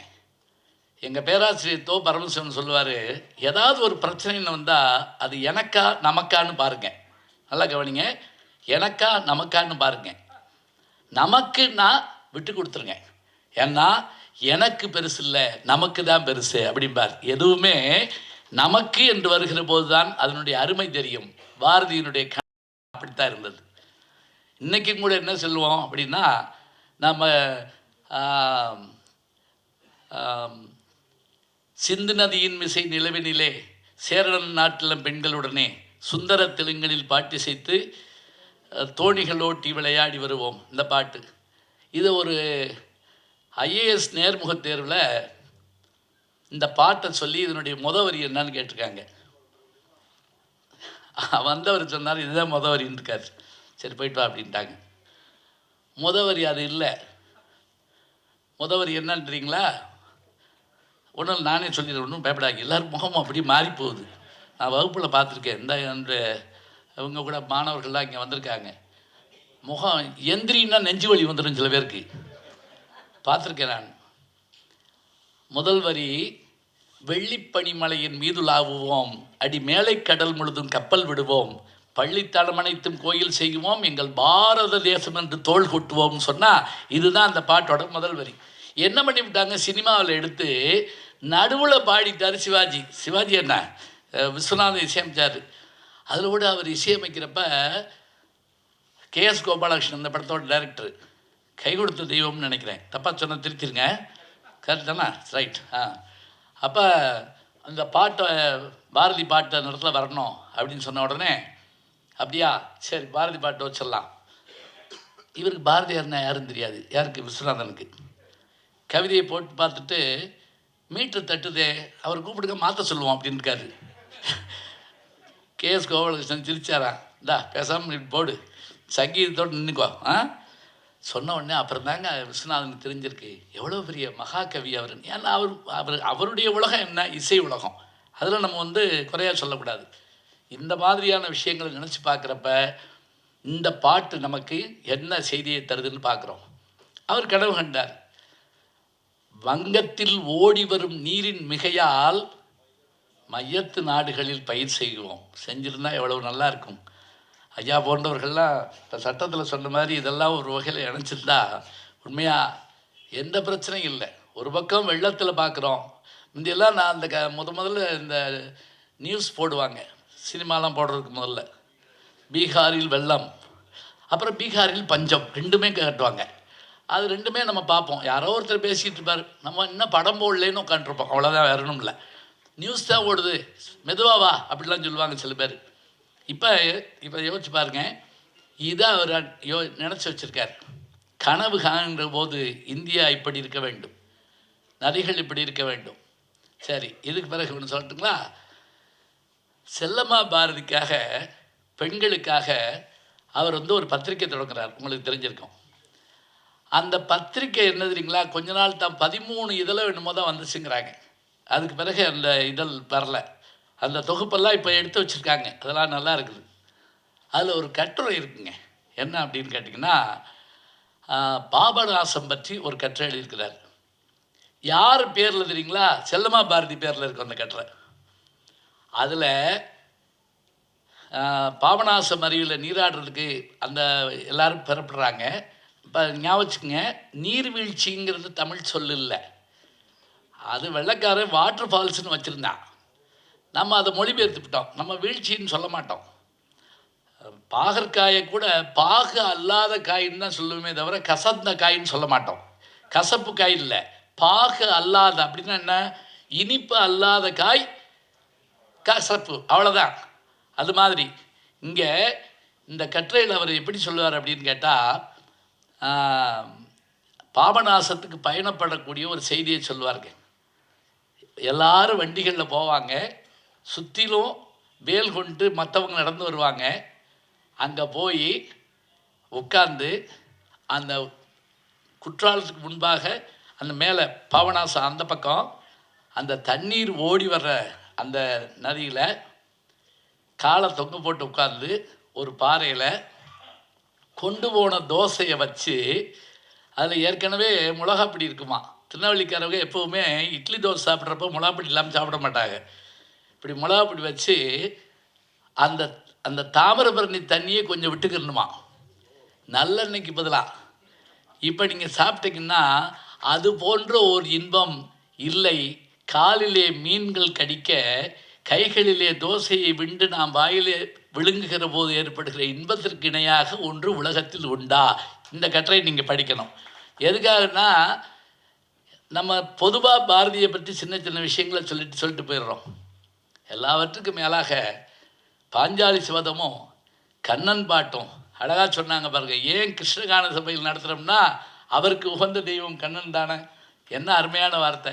அதுபோல் கண்ணன் பாட்டும் பாஞ்சாலி சபதமும் குயில் பாட்டும் பாண்டிச்சேரியில் இருந்தபோது எழுதப்பட்டவை. ஏன் தெரியுங்களா? 1908 18 வரைக்கும் 10 ஆண்டுகள் அங்கே இருந்தார். இது எப்படி நான் இவ்வளவு நினைவாக சொல்கிறேன்னா, ஒன்றும் இல்லை, அந்த 1908 நூற்றாண்டு விழா கொண்டாடுறப்ப என்னை பேச கூப்பிட்டுருந்தாங்க. பேச கூப்பிட்டா மறக்க மாட்டேன். அதனால தான், ஏன்னா கவர் கொடுப்பாங்க இல்லையா, அதுக்காகத்தான். இருக்கட்டும், சும்மா ஒரு விளையாட்டுக்கு சொன்னேன். இப்போ அந்த 10 ஆண்டுகளில் அவர் எழுதின அந்த முப்பெருங்காப்பியங்களில் கண்ணன் பாட்டு என்ன அழகான விஷயம். அதில் கண்ணனை என்னென்ன வகையில் அவர் பார்ப்பார். காதலனாய், காதலியாய், தந்தையாய், மகனாய், அரசனாய், குருவாய், சீடனாய், எத்தனை வகையில் அவர் பார்ப்பார். அதிலேயே சொல்லுவார், கண்ணன் எப்படிப்பட்டவன், எங்கிருந்தோ வந்தான் சொல்லி பாடுற போது, ஈங்கிவனை யான் பெறவே என்ன தவம் செய்து விட்டேன், நண்பனாய், மந்திரியாய், நல்லாசிரியனுமாய், பண்பிலே தெய்வமாய், பார்வையிலே சேவகனாய் சொல்கிற போதே நமக்கு மேய்ச்சில் இருக்குங்க. அதில் முன்னாடி வேலைக்காரர்கள் இல்லைன்னா வீடு என்னாகுங்கிறத இன்றைக்கி நம்ம நினச்சி பார்க்குறோம். ஏன்னா வேலைக்கு வர்ற போது பல விஷயங்களை கேட்டுட்டு தான் வர்றாங்க. கிரைண்டர் இருக்கா, மிக்சி இருக்கா, டிஷ்வாஷர் இருக்கா, டிவி இருக்கா, எல்லா சேனலும் தெரியுமா, இப்படிலாம் கேட்டு தான் வர்றாங்க. இதெல்லாம் வச்சு நம்ம யாராவது போயிட்டாங்கன்னா நம்ம என்ன கஷ்டப்படுறோம்னு நமக்கு தெரியும். பாரதி எழுதுகிறாருங்க, வேலைக்காரர்கள் இல்லாத போது நம்ம எவ்வளோ கஷ்டப்படுறோம். ஏண்டா வரலேன்னு கேட்டால் அவன் எப்படி போய் சொல்லுவான், பானையிலே தேள் இருந்து பல்லால் கடித்ததன்பான். தேளுக்கு பல்லு கிடையாது, கொட்டும். பானையிலே தேளிருந்து பல்லாள்கள் பாட்டியார் செத்துவிட்ட 12ஆம் நாள் என்பார். ஒன்று 16ஆம் நாள் வைக்கணும், இல்லாட்டி 10ஆம் நாள் வைக்கணும். அது ரெண்டும் இல்லாமல் 12ஆம் நாள் என்பார். ஓயாமல் பொய்யுரைப்பார், ஒன்றுக்கு ஒன்று சொல்வார். அப்புறம் என்ன, இப்படிப்பட்ட அவங்க இல்லாட்ட நம்ம படுற கஷ்டம் என்ன, இவ்வளவும் சொல்லி இதையும் சொல்லுவாருங்க.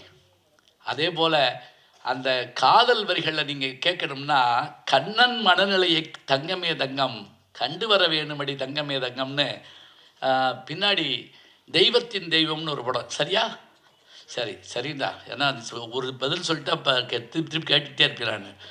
தெய்வத்தின் தெய்வம் ஜானகியினுடைய குரலில் கேட்டு பாருங்க. இது ஜி ராமநாதன் இசைன்னு சொல்லுவாங்க. கண்ணன் மனநிலையை தங்கமே தங்கம் கண்டு வர வேணுமடி தங்கமே தங்கம். அதில் அந்த காதலி தோழிகிட்ட சொல்கிறா, டேய் எங்கே அவனை காணோம், இந்த காதலனை வரேன்ட்டு போனேன், ஆளை எங்கே போனான், போய் சொல்லு. ஆற்றங்கரை அதனில் முன்னம் ஒரு நாள் என்னை அழைத்து தனியிடத்தில் பேசியதெல்லாம் தூற்று நகர்புரசு கொண்டு கூட்டுவேன் என்று சொல்லி வருவாயடி சந்தங்கமே தங்கம், போய் சொல்லிட்டு வா போ. நான் என்ன செய்வேன், அன்னைக்கு உட்காந்து என்கிட்ட கையை பிடிச்சிக்கிட்டே இந்த காதல் மொழி பேசுகிறான்ல, அது ஊர் பூரம் சொல்லிடுவேன்னு சொல்லி பாருங்க. ஒரு சின்ன பிளாக்மெயிலே பண்ணுறாங்க.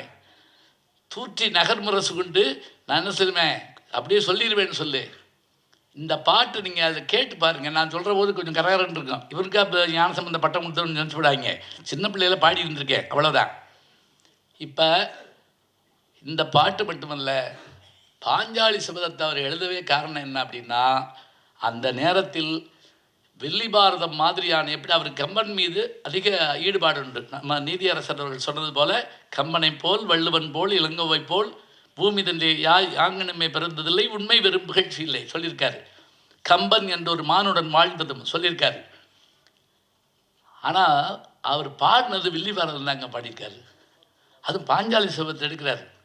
அதாவது சுதேசி மன்னர்களெல்லாம் யார், பாண்டவர்கள் மாதிரி பேசாமல் உட்காந்துருக்காங்க. கௌரவர்கள் ஆங்கிலேயர் ஆட்டம் போடுறான், பாஞ்சாலி சபரிடம் இழுத்து வரப்படுறான். அப்போ அந்த தர்மன் மீது இவருக்கு வர்ற கோபம் இருக்குது பார்த்தீங்களா, அவன் மற்றதெல்லாம் வச்சு ஆடுறப்ப கோவப்பட மாட்டாருங்க. அவன் நாட்டை வத்து இழந்தான்னு சொன்னோன்னே வர்ற கோபம் பாரதிக்கு, அடே அப்பா, கோயில் பூசை செய்வோர் சிலையை கொண்டு விற்றல் போலும், வாயில் காத்து நிற்போர் வீட்டை வைத்திலத்தல் போலும், ஆயிரங்களான நீதி அவை உணர்ந்த தர்மன், அவை தெரிந்த தர்மன் இல்லை, அவை உணர்ந்த தர்மன் தேயம் வைத்திழந்தான், சீச்சி சிறிய செய்கை செய்தான் சொல்லிட்டு கதையை நிப்பாட்டிட்டு கவிக்கூற்றில் அடிப்பாருங்க. கவிக்கூற்று நினைக்கிறீங்களா, பாத்திரங்கள் பேசாதப்ப படைப்பாளர் பேசுவான்.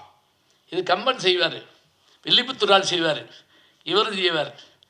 நாட்டு மாந்தரெல்லாம் தம்போல் நரர்கள் என்று கருதார், ஆட்டு மந்தையாம் என்று உலகை அரசர் எண்ணி விட்டார், காட்டு உண்மையின் உள்கள் பலதாம் காட்டினார்களேனும் நாட்டு ராஜநீதி மனிதர் நன்கு செய்யவில்லை, ஓரம் செய்திடாமே உலக துயர்கள் கொண்டிடாமே, சோரம் செய்திடாமே பிறரை துயரில் ஆழ்த்திடாமே, ஊரையாரும் உளமை உலகில் ஒரு புறத்தும் இல்லை, சாரமற்ற வார்த்தை மேலே சரிது சொல்லுகின்றோம். சரி விடு, அது எதுக்கு பேசிட்டு உனக்கு கதை சொல்கிறேம்மா கேளு அப்படின்னு சொல்லி அந்த கோபத்தை யார் மேலே காட்டுவாப்புல தெரியுமா, பீமனை எந்திரிச்சு பேச விட்டு அடிப்பாப்புலங்க.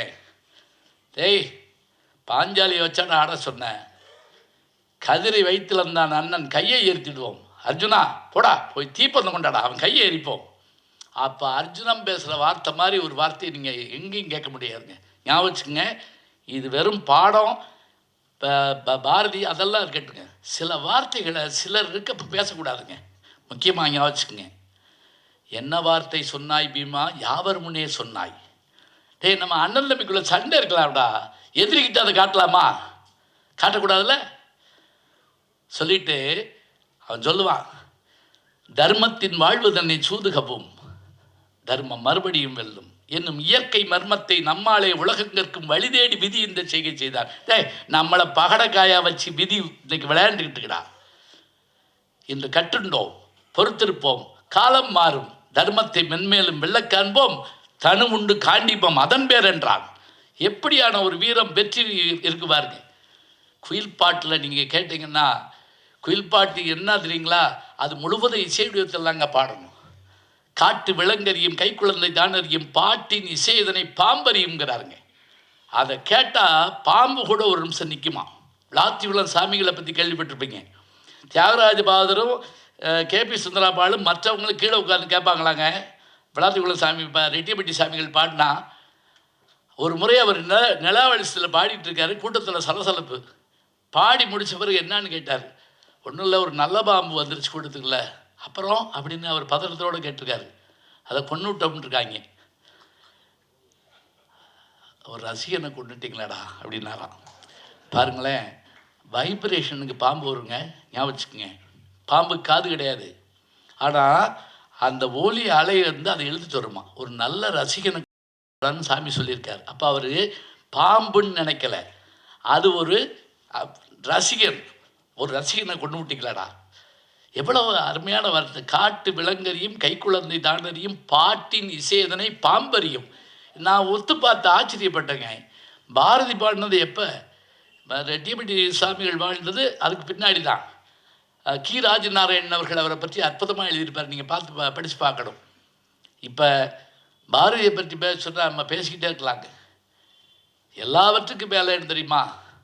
அச்சம் தவிர ஆண்மை தவறில் புதிய ஆத்திசூடி எழுதினார். பயப்படாமரு, தைரியமாறு, எவ்வளோ விஷயங்கள் நமக்காக காத்திருக்கு. அதுதான் நமக்கு தேவை. யாருக்கும் பயந்ததில்லை. மகாத்மா காந்திகிட்ட போய் தேதி கேட்குறாரு, படத்தில் பார்த்துருப்பீங்க. நாளைக்கு திருவள்ளிக்கேணி கடற்கரையில் ஒரு கூட்டம் வைத்திருக்கிறேன், வர முடியுமா? உடனே காந்தி, இல்லையே வேறு ஒரு வேலை இருக்குதே. நன்றி, உமது ஒத்துழையாமை இயக்கை சிறப்பாக அமையட்டும். இந்த வார்த்தையை பாருங்கள். ஒத்துழையாமை இயக்கம்னா அவர் ஒத்துழையாமை இயக்கம் ஒன்று, எனக்கு நீ ஒத்துழையாமை இயக்கத்தை நீ பண்ணிட்ட, அது வாழ்த்துக்கிறேன். போகிற போக்கில் அடிச்சுட்டு போடுங்க. நீங்கள் அந்த கேரக்டரை பார்க்கணும்னா கப்பலோட்டி தமிழன் படம் பார்க்கணும். அதுக்கெல்லாம் நேரம் இல்லைன்னு சொல்லக்கூடாது, பார்க்கணும். சுப்பிரமணிய பாரதியோட டங்குன்னு வந்து குதிப்பாருங்க. எஸ்.வி. சுப்பையான்னு ஒரு நடிகர், ஆவேசமாக நடிக்கக்கூடியவர். வ.உ.சியும் சுப்பிரமணிய சிவாவும் காமிச்சு இவர்கள் இருவரையும் தெரியுமா? உடனே அவர், சூரிய சந்திரனே தெரியாத மூடன் உலகில் இருப்பானா? தெரியும், உன் மீது குற்றம் சாட்டுகிறோம், சாட்டிக்கொள்ளும், நீர் போகலாம், வருகிறோம், போயிடுவார். அப்படியே இது நடந்ததா இல்லையா? இல்லைங்க. இந்த தைரியம் வேணும். இது இருந்தால் தான் நம்ம ஜெயிக்க முடியும். இதுக்காகத்தான் என்ன செய்கிறாங்க, பாப்பா பாட்டு ஏன் சொல்ல ஆரம்பிக்கிறாரு? காலை எழுந்தவுடன் படிப்பு மூளைக்கு, பின்பு கனிவு கொடுக்கும் நல்ல பாட்டு இதயத்துக்கு, மாலை முழுதும் விளையாட்டு உடற்பயிற்சிக்கு என்று வழக்கப்படுத்தி கொள்ளு பாப்பா. தெய்வம் நமக்கு துணை பாப்பா, ஒரு தீங்கு வரலாகாது பாப்பா. நீதி உயர்ந்த மணி கல்வி, அன்பு நிறைய உடையவர்கள் சார்ந்தோர். இது பாப்பாவுக்காக சொன்னது மட்டும் இல்லைங்க, பாப்பா கேட்டுக்கிட்டு இருக்கப்பே நமக்கும் சொல்கிறது தான். ஆத்திசூடி எதுக்காக? இந்த குழந்தைக்கு ஒரு வரி பாட்டு போதும், இந்த குழந்தைக்கு 2 வரி பாட்டு போதும், இந்த குழந்தைக்கு 4 வரி பாட்டு போதும், இந்த குழந்தைக்கு 108 வரி பாட்டு கொடுத்தாலும் படிக்கும் என்றால் அந்த வளர்ச்சிக்கு ஏற்ப நம்ம இலக்கியங்களை படைச்சோம். அந்த காலத்தில் அத்தனை இலக்கியங்கள் நம்ம வச்சுருந்தோம். ஆத்திசூடி கொன்ற 7 இளந்தமிழ்னு இருக்குதுங்க. அந்த 7 இளந்தமிழ் வாங்கி நீங்கள் படித்து பாருங்கள். வாசுப மாணிக்கனார் அதுக்கு ஒரு 307 தொகுப்பு கொடுத்துருக்காரு. மணிவாசகர் பயிர் தான் நினைக்கிறேன். அற்புதமான விஷயங்கள் இருக்குது அதில். பிள்ளைகளுக்கு சொல்லிக் கொடுக்க வேறு ஒன்றுமே வேண்டாம், அது போதும். நன்னறி, மூதுரை, எல்லாமே நல்வழி எல்லாம் அதில் இருக்குது. பாரதியை எல்லோரும் இந்த நூற்றாண்டில் உணர்ந்து கொள்ள வேண்டும் என்று சொன்னால் எப்படி ஸ்ரீராம் நிறுவனத்தார் இதனை தங்களுடைய தொண்டாக கருதி வேறு ஒன்றும் நினைக்கல. அவங்களுக்கு எவ்வளவோ வேலைகளும் எவ்வளவோ தொழிலும் இருக்குது. அதற்கிடையிலும் கூட இலக்கியம், குறிப்பாக பாரதி, குறிப்பாக கம்பன் என்று கையில் எடுத்து அதை எல்லோருக்கும் கொண்டு செலுத்தி அதிலே வெற்றி பெறுகிறவர்களுக்கு விருது கொடுத்து பாராட்டி பணி செய்கின்ற ஸ்ரீராம் நிறுவனத்தாருக்கு நம்முடைய நன்றியை தெரிவித்து, இன்றைக்கு இந்த விழாவிலே பேசுவதற்கான நல்வாய்ப்பை தந்த பெருமக்களை மீண்டும் பாராட்டி, 144வது பிறந்தநாள் பாரதிக்கு வந்திருக்கிறது. 150வது விழாவை மிகச்சிறப்பாக நாடு முழுவதும் கொண்டாடும் வண்ணம் செய்ய வேண்டும் என்று அவர்களை கேட்டுக்கொண்டு நல்ல வாய்ப்பு தந்த பெருமக்களை வாழ்த்தி வணங்கி விடைபெறுகிறேன். நன்றி, வணக்கம். பெருமக்களே,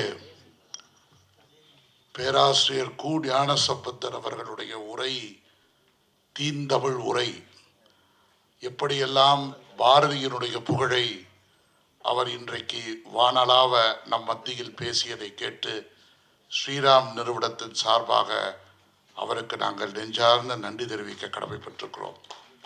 இங்கு வந்த பிறகுதான் எனக்கே தெரிய வந்தது அவருக்கு பம்பாய்க்கு விமானத்திற்கு போக வேண்டிய நிலை என்று. இல்லை என்றால் நான் நீதியரசர் அவர்களுக்கு எந்நேரமும் அப்படியெல்லாம் நாங்கள் சொல்லவில்லை. நீதியரசர் அவர்கள் ஆழமான உரையை அவர்கள் நல்கினார்கள். யாராவது எண்ணி பார்க்க முடிந்ததா? நாம் எல்லோரும் பாப்பா பாட்டை படித்தோம்.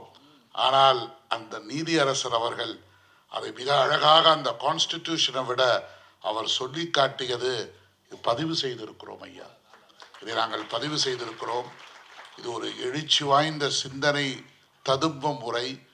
இப்பொழுது விருதாளர்கள் சார்பாக அவர்கள் ஒரு மகிழ்ச்சியான ஒரு ஏற்புரையை ஒவ்வொருவரும் வழங்கலாம் என்று நான் தெரிவித்துக் கொள்கிறேன். எல்லோருக்கும் என்னுடைய அன்பான வணக்கம். ஸ்ரீராம் நிறுவனத்தினுடைய சார்பில் எங்களுக்கு வழங்கியிருக்கக்கூடிய இந்த விருதிற்காக அந்த நிறுவனத்தாருக்கு எங்களுடைய மகிழ்ச்சியையும் எங்களுடைய 3 பேர்கள் சார்பாக நன்றியும் தெரிவித்துக் கொள்கிறேன். பாரதியை பல்வேறு விதத்தில் பல்வேறு மனிதர்கள் பார்த்திருக்கிறார்கள். ஆனால் இன்று நம்முடைய நீதியரசர் அவர்கள் பார்த்த பார்வையும் ஞானசம்பந்தம் ஐயா அவர்கள் பார்த்த பார்வையும் நம்ம எல்லோருடைய நெஞ்சையும் தொட்டிருக்கும் என்று நினைக்கிறோம். உங்கள் அத்தனை பேருடைய முகங்களையும் நான் இங்கிருந்து பார்த்து அடர்ந்து கொண்டிருந்தேன். பத்திரிகையாளன் என்கின்ற காரணத்தினால் யார் யார் எப்படி எப்படி பார்க்கிறீர்கள் என்று நான் பார்த்தேன். நீதியரசரை நீங்கள் எல்லோரும் அண்ணாந்து பார்த்தீர்கள். ஞானசம்பந்தம் ஐயா அவர்களை மிக கூர்ந்து பார்த்தீர்கள். ஆகவே இந்த 2 பேர்களுடைய உரையும் உங்களுடைய மனசை தொட்டிருக்கும். என்னுடைய நன்றி உரை உங்களிடம் வந்து சேர்ந்திருக்கும் எல்லோரிடமும் என்று சொல்லி அன்பான வாய்ப்புக்கு நன்றி, வணக்கம். தமிழ் வளர்ப்பதற்கு பாரதி 3 கட்டளைகள் இட்டார். பிற நாட்டு நல்லறிஞர் சாத்திரங்கள் தமிழ் மொழியில் பெயர்த்தல் வேண்டும், திறமான புகழுடைய புதுநூல்கள் தமிழ் மொழியில் ஏற்றல் வேண்டும், திறமான புலமையெனில் வெளிநாட்டார் அதை வணக்கம் செய்தல் வேண்டும். இந்த 3 கட்டளையும் சிறமேற்கொண்டு செய்யும் தமிழ் அறிஞர்கள் அனைவரும் மேடையில் இருக்கும் இந்த மேடைக்கு முதல் வணக்கம். இந்த 3 கட்டளைகளும் செய்வதற்கு ஆதரவு கொடுக்கும் தமிழ் மக்கள் இருக்கும் இந்த அவைக்கும் என் வணக்கம். நான் நிறைய பேசல, எல்லாரும் இப்ப அவசரத்துல இருக்கிறாங்க. நான் ஒரே ஒரு வார்த்தைகள் சின்னதா சொல்லணும்.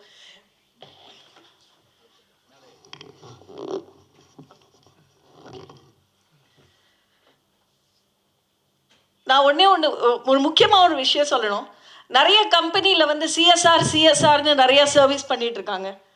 பட் அந்த சிஎஸ்ஆரை வந்து இந்த ட்ரூ ஸ்பிரிட் அதனுடைய முழு அர்த்தத்தையும் வெளிக்கொண்டுற மாதிரி ஒரு சிஎஸ்ஆர் இதுதான்.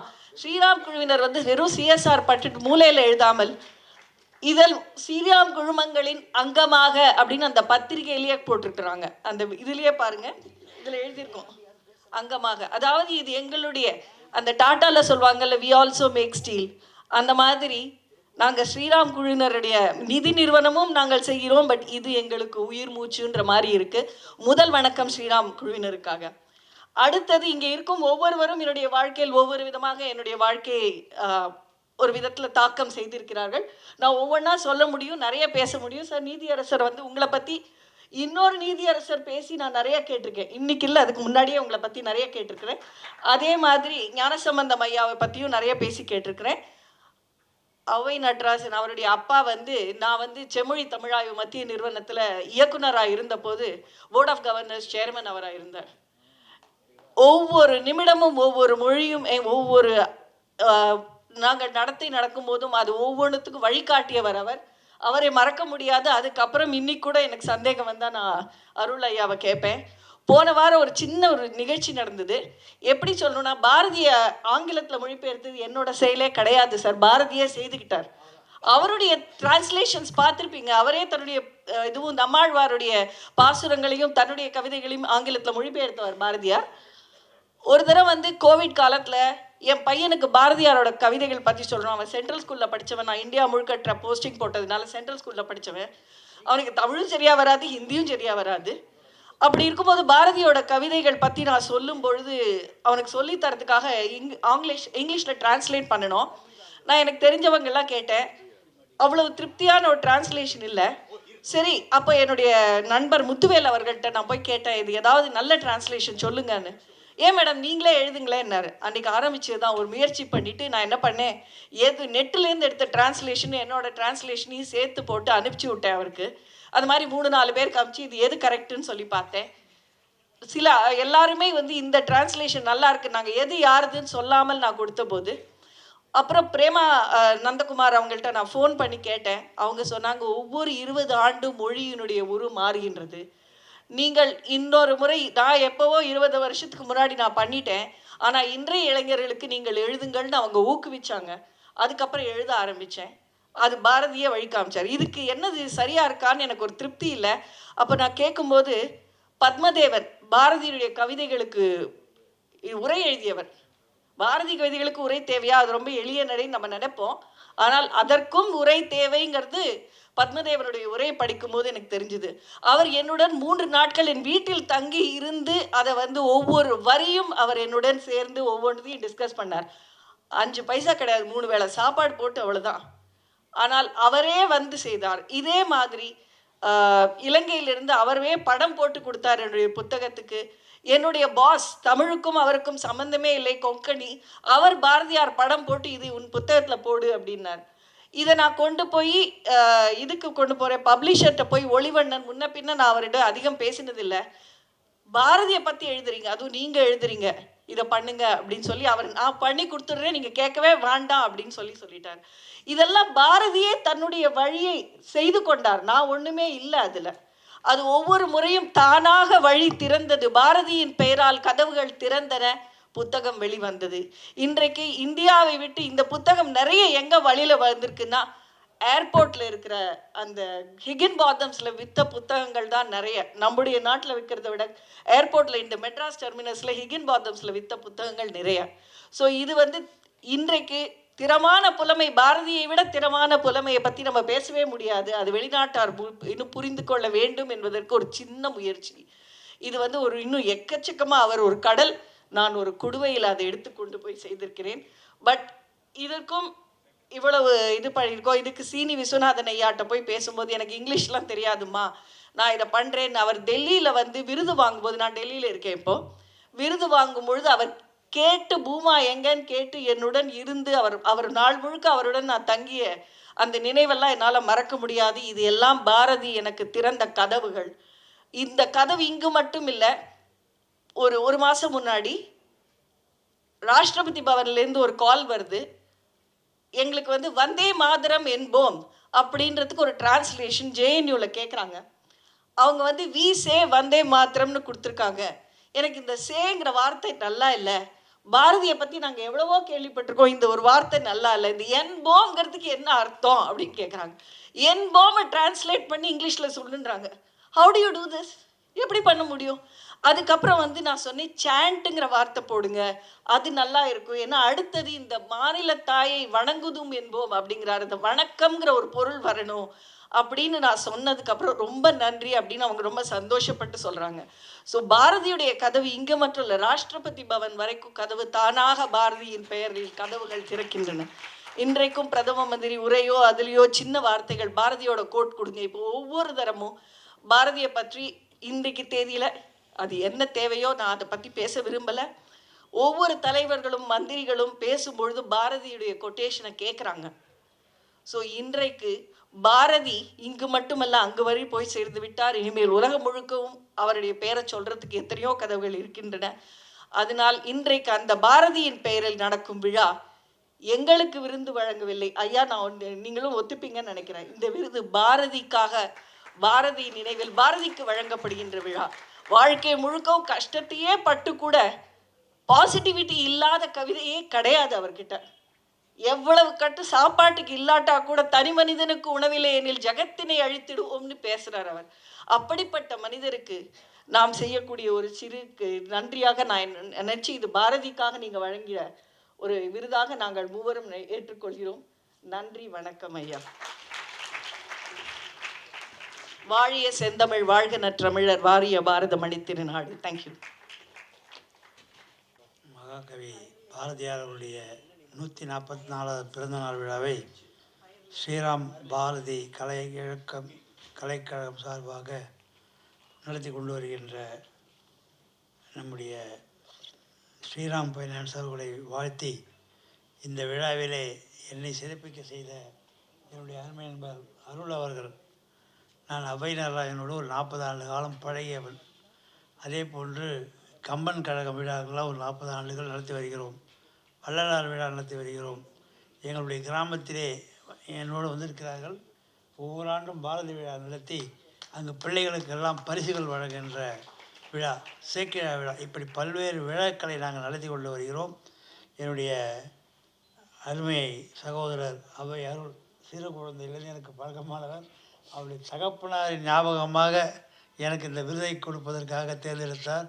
நானே ஆச்சரியப்பட்டேன். நினைக்காம அந்த விருது நாங்கள் எல்லாம் சேவை செய்து கொண்டு வருகிறோம், பல்வேறு நிகழ்ச்சிகளை நடத்தி கொண்டு வருகிறோம் என்று கூறினேன். நம்முடைய நீதியரசர் அவர்கள் அவருடைய தகப்பனார் காலத்திலிருந்து நான் அவருடைய கிராமத்தோடு ஒட்டி பழகியவன். ஐயா ஆரம்பி கூடவே நாங்களும் ஒரு 40 ஆண்டு காலமாக பழகிய காரணத்தினால் அனைவரும் அவரையும் நன்கு அறிவேன்.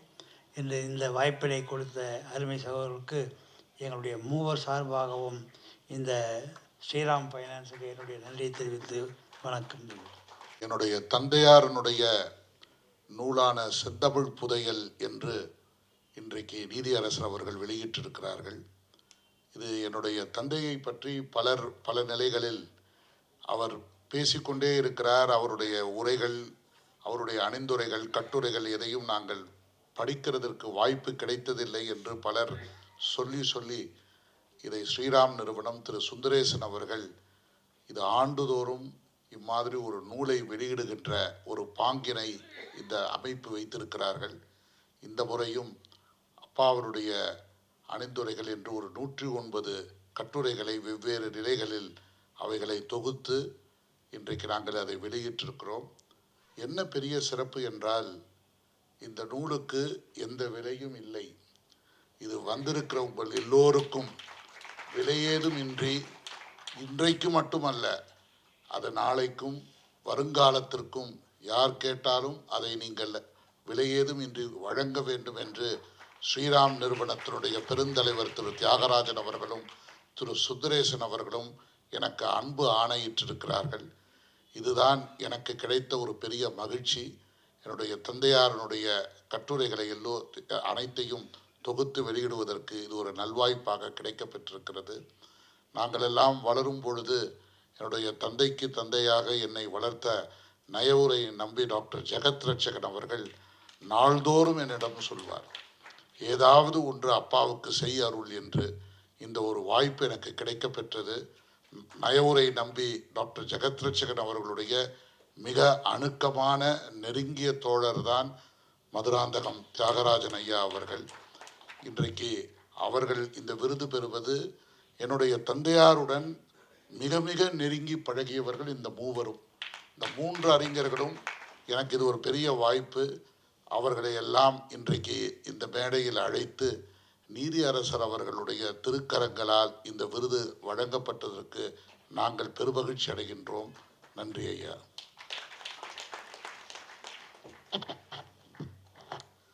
ஐயா சொன்னது போல் நீங்கள் வீட்டுக்கு கிளம்பும் பொழுது இந்த ஔவையின் செந்தமிழ் புதையல் என்கிற நூலை நீங்கள் அனைவருமே பெற்றுக்கொள்ளுமாறு பணிவன்போடு கேட்டுக்கொள்கிறோம். இப்பொழுது நன்றி உரை.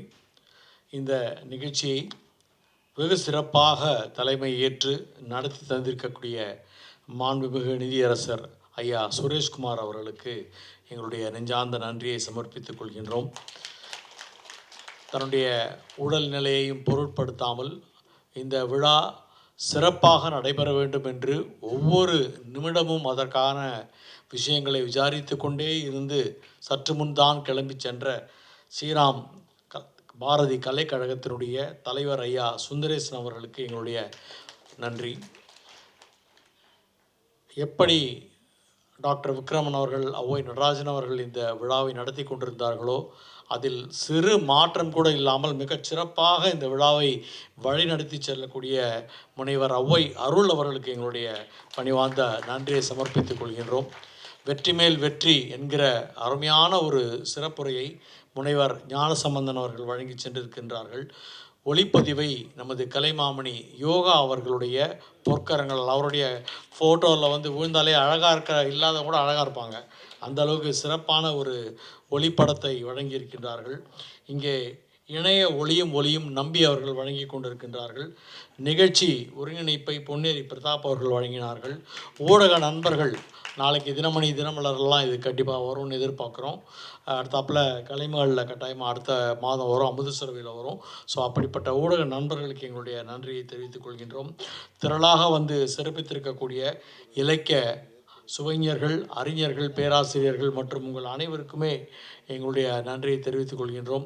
இந்த நிகழ்ச்சியை வெகு சிறப்பாக ஒரு பின் அரங்கத்திலிருந்து ஏற்பாடு செய்து கொடுத்திருக்கக்கூடிய கூல் ஈவெண்ட்ஸ் குழுவினருக்கு எங்களுடைய நன்றியை சமர்ப்பித்துக் கொள்கின்றோம். இந்த அரங்கத்தை இங்கே நிர்வகிக்கக்கூடிய அத்தனை உறுப்பினர்களுக்கும் எங்களுடைய நன்றியை சமர்ப்பித்து கொண்டு